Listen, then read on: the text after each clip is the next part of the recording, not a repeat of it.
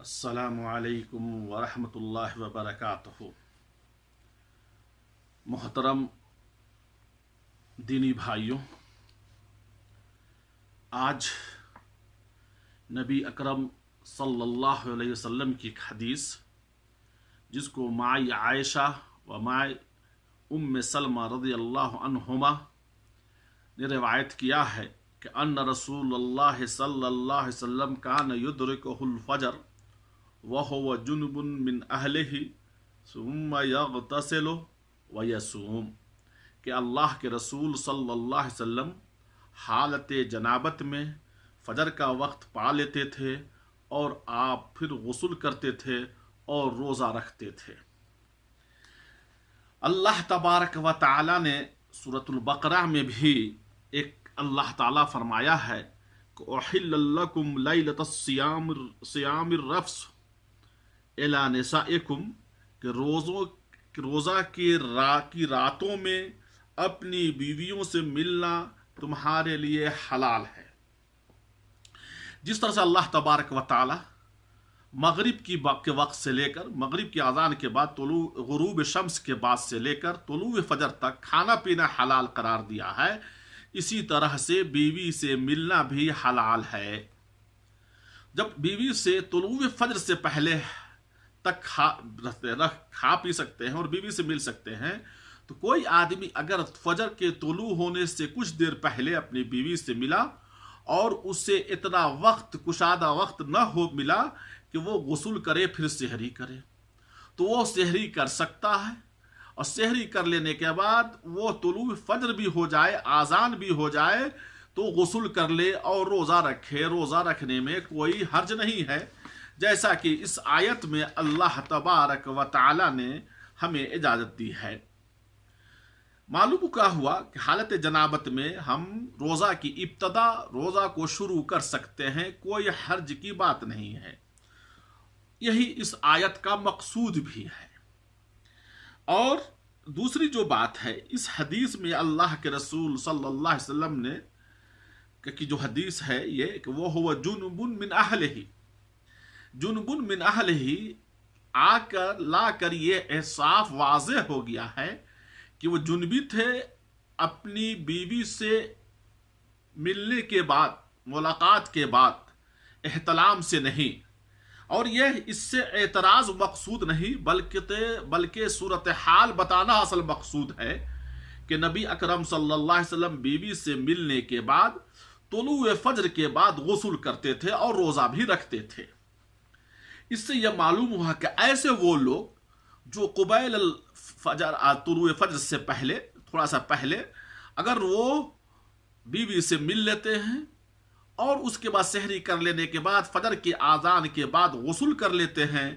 اپنے روزہ کو حالت جنابت میں شروع کرتے ہیں، تو ان کا روزہ صحیح ہے، اس میں کوئی دقت نہیں ہے، بلکہ اس پر اجماع نقل کیا گیا ہے۔ اور دوسری جو چیز ہے کہ جب بیوی سے ملنے کے بعد اللہ تعالی نے اور نبی صلی اللہ علیہ وسلم نے اجازت دی ہے کہ تم غسل آذان کے بعد طلوع فجر کے بعد کر سکتے ہو، تو احتلام میں بدرجہ اولا کر سکتے ہیں، کیونکہ احتلام میں بسا اوقات انسان کو خواب دیکھتا ہے، اس کو بھول جاتا ہے، اس کو احتلام ہوا ہے نہ ہوا ہے اس کو بھی بھول جاتا ہے، بعد میں اس کو ظاہر ہوتا ہے کوئی علامت، کوئی نشانی، کپڑے پر داغ یا اس طرح کی کوئی چیزیں دیکھنے کے بعد یاد آتا ہے، اور اس کو وقت کافی نہیں ہے تو وہ سحری کر لے، اور سحری کر لینے کے بعد وہ کیا کہتے ہیں کہ پھر فجر کے آذان کے بعد طلوع فجر کے بعد غسل کر سکتا ہے، کوئی حرج کی بات نہیں ہے۔ اسی طرح سے کیا کہتے ہیں کہ یہ جو چیز ہے احتلام، وہ اختیاری چیز نہیں ہے، اس کے اختیار سے خارج چیز ہے، اور جمع اس کے اختیار میں ہے۔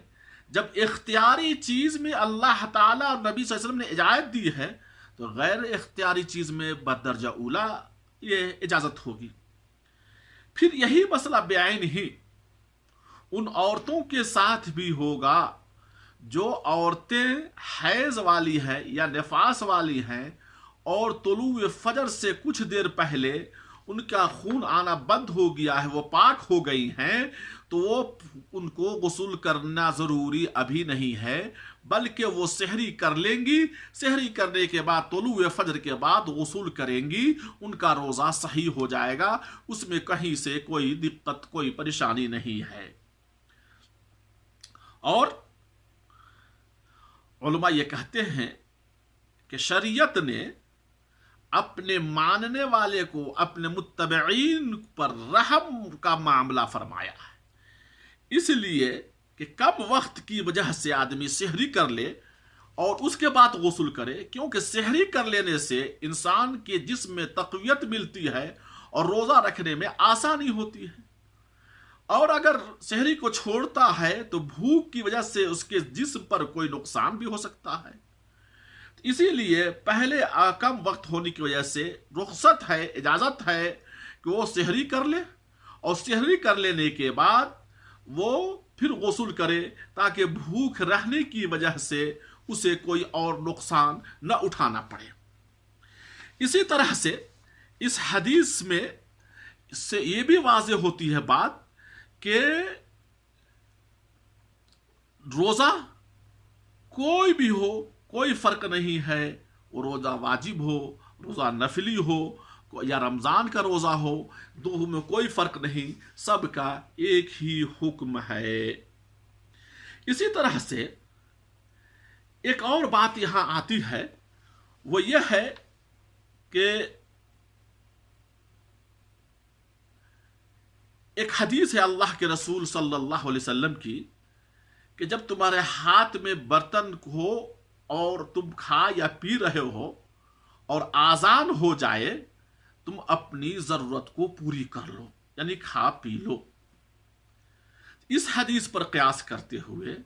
اگر یہ کوئی کہے کہ ہم عین وقت پر اگر بیوی سے مل رہا ہے آخر وقت میں اور آذان ہو جا رہی ہے، تو اس کو بضرورت کو پوری کرے گا کہ نہیں؟ نہیں کرے گا، فوراً ہٹ جائے گا۔ اس دونوں مسئلے میں بہت فرق ہے۔ پہلی چیز تو یہ ہے کہ کھانا اور پینا چند سیکنڈ کا مسئلہ ہے، اور دونوں کی وجہ سے کہتے چند سیکنڈ کا مسئلہ ہے اور اس سے فوراً فارغ ہو سکتا ہے، جبکہ جمع میں وقت لگتا ہے، نمبر ایک۔ نمبر دو، کھانے اور پینے کا مسئلہ جو ہے اس سے انسان کو جسم میں تقویت ملتی ہے، اور اس سے تقویت ملنے کی وجہ سے اس کو رخصت ہے، جبکہ اس سے احتلام ہونے کے بعد، منی کے اخراج کے بعد انسان کے جسم میں کمزوری ہو سکتی ہے۔ اس لیے دونوں دو مسئلہ ہے، اس مسئلے پر قیاس نہیں کر سکتے، فوراً اسے چھوڑ دینا ہے اور اپنے کیا کہتے ہیں اس میں چھوڑ کر اور الگ ہو جانا ہے۔ دوسری چیز جو ہے، اس سے امہات المومنین نبی صلی اللہ علیہ وسلم کی بیویوں کی کا فضل معلوم ہوتا ہے، اور ان کا احسان ہے اس امت پر کہ آپ صلی اللہ علیہ وسلم کی ازدواجی زندگی کے جو باتیں ہوتی تھی وہ اللہ کے رسول صلی اللہ علیہ وسلم سے ہمیں نقل کر کے بتائیں، اور اس میں بہت سارے اس طرح کے مسائل ہیں جس کو امہات المومنین وغیرہ نقل کرتی ہیں۔ اس سے یہ بھی بات معلوم ہوتی ہے کہ یہ جواز ہے رات میں بیوی سے ملنے سے، اگرچہ طلوع فجر سے تھوڑا دیر پہلے ہی کیوں نہ ہو۔ مختصراً یہ بات واضح ہوتی ہے، اس حدیث سے مسئلہ یہ واضح ہو گیا کہ اگر کوئی انسان حالت جنابت میں ہو تب، یا احتلام کی حالت میں ہو تب سحری پہلے کر لے